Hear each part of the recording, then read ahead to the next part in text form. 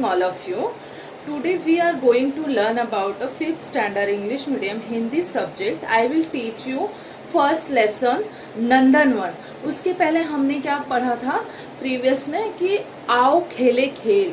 खेल के महत्व के बारे में मैंने बताया था आप लोगों को, जो कि खेल का हमारे जीवन में कितना असर है, उससे हमें शारीरिक और मानसिक रूप से हमारा विकास होता है. और इसमें बताया गया है नंदनवन. नंदनवन का अर्थ होता है बाग, बगीचा, उद्यान, पार्क. यह जो है इसे नंदनवन कहते हैं. तो अभी नंदनवन ये जो आपका लेसन है उसमें क्या किया गया है, बहुत सारे पशु, पक्षी, जानवर, इन सभी के चित्रों को दिखाया गया है. उनके माध्यम से हमें यह बताया गया है कि हमारे जीवन को किस तरह से हरियाली में खुशहाली बनाना है और पेड़ लगाओ पेड़ बचाओ, यह संकेत दिया गया.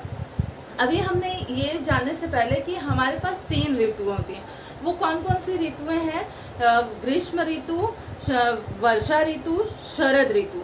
तो आप सभी जानते हो कि जब गर्मी का मौसम आता है उसे ही ग्रीष्म ऋतु कहते हैं. गर्मी के मौसम में हम सभी किस तरह से तपते हैं, तो इसलिए हमें क्या होता है, तब महसूस होता है गर्मी का. तो एक हमें अच्छे वातावरण के लिए क्या करना चाहिए, अपने वातावरण में पेड़ पौधों का निर्माण करना चाहिए, जिससे कि हम अपने जीवन को संतुलित बना सके.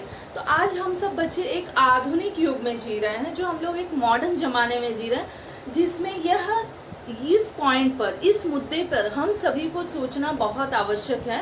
नहीं तो धीरे धीरे हमारा जो जीवन है वो खत्म होते जा रहा है और हमारे जीवन का अस्तित्व जो है वो क्या होगा, खतरे में पड़ जाएगा. तो अपने जो पृथ्वी पर रहने वाले लोग हैं, चाहे वो जीव जंतु या जानवर या मानव जीवन है, सभी का संतुलन बनाए रखने के लिए उन्हें यह ज्ञान होना जरूरी है कि हमें हमारे जीवन के लिए पेड़ का कितना महत्व है, पौधों का कितना महत्व है. तो बच्चों, आज मैं आप लोगों को पेड़ और पौधों का महत्व बता रही हूँ कि जिससे हम सभी का जो जीवन है, हमारे जीवन को हम एक आकर्षक, संतुलित बना सकें और अपने जीवन में जो आने वाले खतरे हैं उससे हम बच सकें.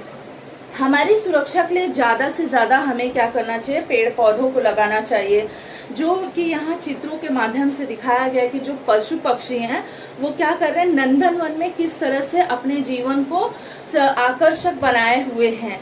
अभी यहाँ पहले जो पेड़ लगाओ पेड़ बचाओ, यह स्लोगन है. यह एक मतलब संकेत दिया गया है, जिसके जरिए समाज के लोगों को यह बताया गया है कि समाज में सभी व्यक्तियों को जागरूक होना चाहिए कि हमें क्या करना है, पेड़ को हमारे जीवन के लिए कितना आवश्यक है. बच्चों, आपको ये पता होगा कि पेड़ से हमें क्या मिलता है, ऑक्सीजन मिलता है, जो मानव जीवन के लिए या जो भी लिविंग थिंग्स हैं, मतलब जो सजीव प्राणी हैं, सभी के लिए क्या है, यह ऑक्सीजन जरूरी होता है. तो इसीलिए हमें पेड़ पौधों को लगाना चाहिए और बचाना चाहिए.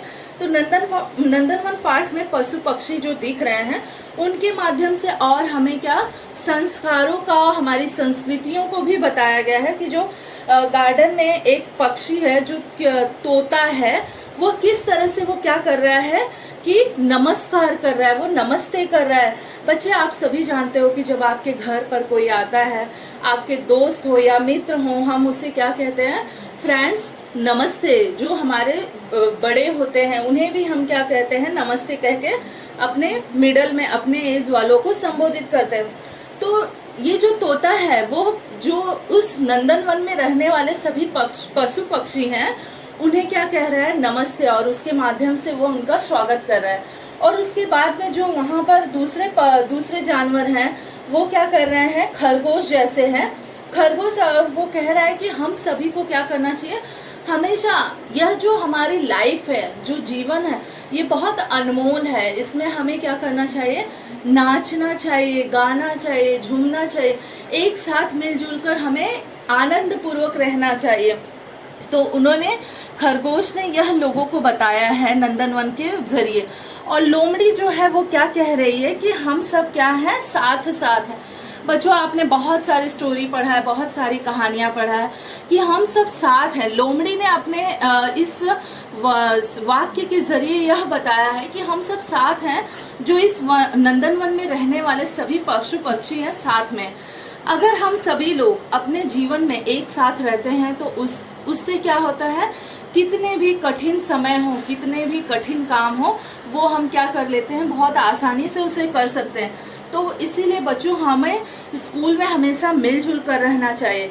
उसके बाद में जो हाथी है वो क्या कह रहे हैं, हाथी कह रहे हैं कि कतार में चलो। हम सभी को कैसे चलना चाहिए, लाइन टू लाइन, मतलब एक के पीछे एक। कतार का अर्थ यह हाथी बता रहा है कि हमें अनुशासनबद्ध होना चाहिए।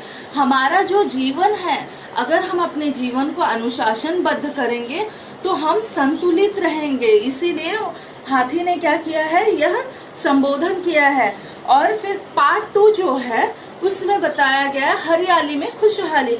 हरियाली खुशहाली में यह बताया उन्होंने कि देखिए तोता जो है वो फिर से क्या कह रहा है, प्रणाम। प्रणाम, जैसे कि हमारे बड़े बुजुर्ग जो होते हैं उन्हें हम क्या कहते हैं, प्रणाम। प्रणाम करके हम उनका क्या करते हैं, स्वागत करते हैं।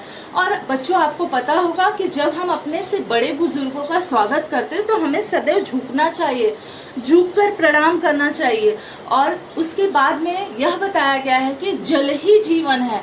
बगुला क्या कह रहा है, बगुला यह कह रहा है कि नमस्कार। हम अपने दोस्तों यारों के साथ, जो मित्र हैं उनके साथ खेलते हैं, झूमते हैं, मजे करते हैं, एंजॉय करते हैं, उस समय हमें क्या करना चाहिए, एक दूसरे के साथ हाय हेलो जब करते हैं तो एक प्रकार से ये बगुला जो है अपने नंदनवन में रहने वाले सभी पक्षियों को कह रहा है, प्राणियों को कह रहा है कि नमस्कार।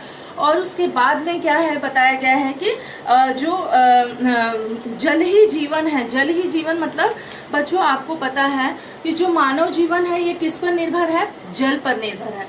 तो हम सभी को जल का कितना महत्व है हमारे जीवन में, इसे बताया गया है कि जल जो है सभी का यह जीवन है, जितने भी सजीव प्राणी हैं।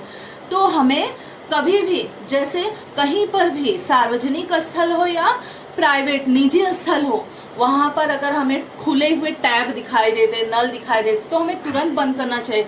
क्योंकि हमारा जो जीवन है वो किस पर आधारित है, जल पर आधारित है। तो यहाँ पर बच्चों हरियाली में खुशहाली के जरिए हम सभी को यह बताया गया है कि हमारा जीवन किस पर आधारित है, जल पर आधारित है। तो आज हम लोगों ने नंदनवन में पेड़ पौधों और जानवरों, पशु पक्षियों के माध्यम से अपने जीवन को हम क्या बनाएंगे, हरियाली में खुशहाली बनाएंगे। तो बच्चों आपको इस तरह से अपने जीवन को और भी ज्यादा सुनहरा बनाना है। यह इस पाठ के जरिए हमें संकेत दिया गया है कि हम सभी को जीवन अपना खुशहाली से जीना चाहिए। Bye all of you.